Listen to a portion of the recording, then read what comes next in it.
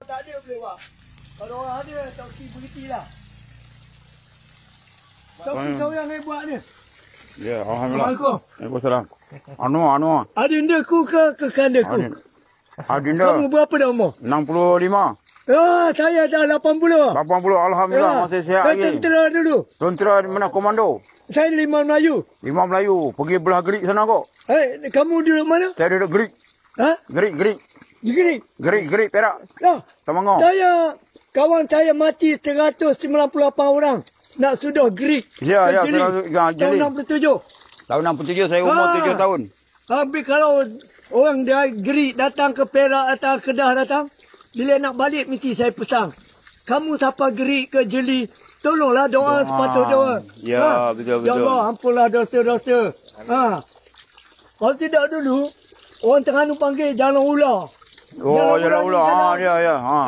Dulu. Oh. Dalam Gerik Jeli tu. Kami duduk Gerik lama tu. Lepas tu duduk Gua Musa. Dia orang Kelantan dia. Dia tak ada lagi. Dalam perut pun tak ada. Tahun 80 ke 90?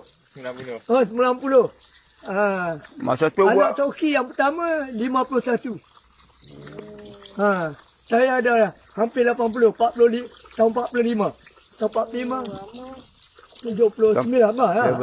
masa tu askar ketuk badan sihat lagi.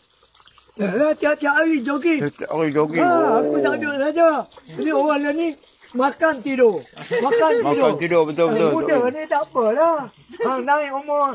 Ni, tanyalah kenapa saya cakap Kedah ni Perak ni.